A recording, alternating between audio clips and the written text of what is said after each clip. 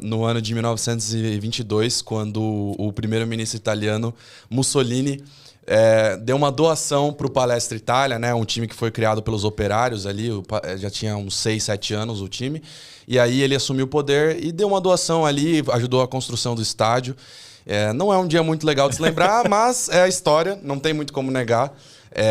E aí depois, né, o Palestra Itália, que eventualmente se tornou Palmeiras por conta do Getúlio Vargas na Segunda Guerra Mundial. Mas acho que isso normalmente é bem conhecido, né, esse assunto. Que é aquela história de que não podia ter times com nome de... Isso, de na verdade... uma parada assim, né? Mais do que times, não podia ter nenhuma alusão às potências do eixo. Então, quem era alemão não podia falar alemão, italianos também não podiam, e nem japoneses. Os três não podiam falar alemão, aprender nas escolas foi proibido, mesmo nas escolas particulares foi proibido, e até teve casos de campos de concentração de nipo-brasileiros, ítalo-brasileiros e telto-brasileiros, que são germânicos. O Vargas, aqueles que eram, sabe, de origem mesmo, aquele que nem falava português direito, eles foram colocados em alguns campos de concentração. No Nordeste tinham muitos, aqui no Sudeste também, e ficaram até o final da guerra, né? Então esse é um tema bem polêmico que as pessoas não sabiam. O Brasil teve campos de concentração. Inclusive, só reforçando nisso aqui, porque eu lembrei de um outro gancho, que você sabe a diferença... Você sabe o que é um campo de concentração?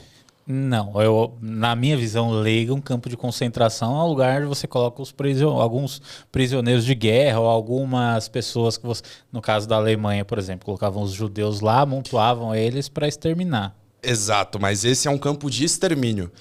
Existem 3 tipos de prisões, assim. Tem a prisão convencional, que são os crimes normais. O campo de concentração, que aí pode ser prisioneiros de guerra, prisioneiros políticos, mas é um cunho além dos crimes convencionais. E aí tem o último estágio, que é o campo de extermínio. E de todos os países do mundo, só um teve o campo de extermínio, que foi a Alemanha nazista. Então, assim, campo de concentração, Brasil teve, Estados Unidos teve também, tem até hoje, as pessoas argumentam, Guantanamo Bay. União Soviética teve, que são os gulags. Então, todos os países do mundo têm. E o campo de extermínio é um momento único da história da humanidade que só aconteceu na Alemanha nazista, nas proximidades, né, na Polônia, com Auschwitz.